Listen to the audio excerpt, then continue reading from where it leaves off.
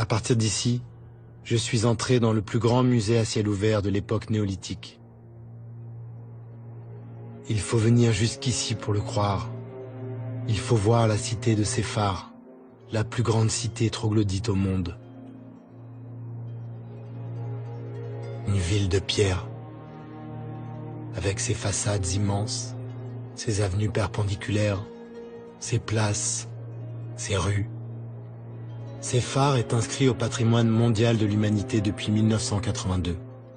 Mais ce n'est pas pour cette extraordinaire création du vent, c'est pour ce qui est caché ici.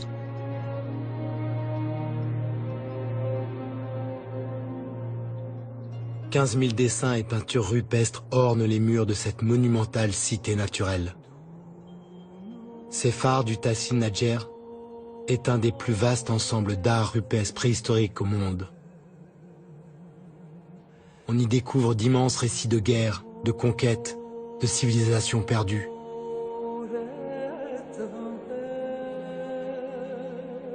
On découvre aussi combien ce désert n'a pas toujours été aride. C'était une savane, un monde peuplé de girafes, de buffles ou de rhinocéros. 15 000 œuvres qui racontent 6 000 ans de changement du climat, de migration de la faune et d'évolution de la vie humaine aux confins du Sahara, comme un grand livre du désert.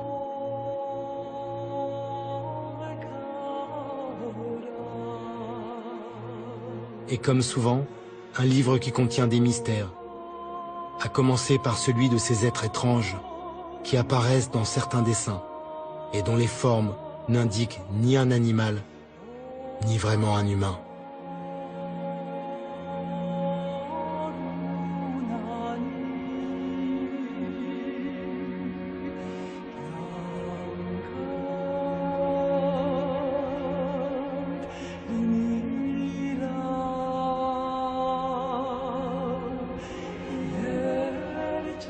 Rares sont les voyageurs qui s'aventurent au-delà de la cité de Séphar.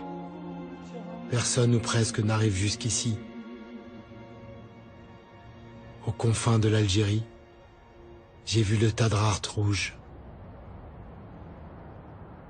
J'ai contemplé l'infinie beauté du monde, pour m'en souvenir à jamais.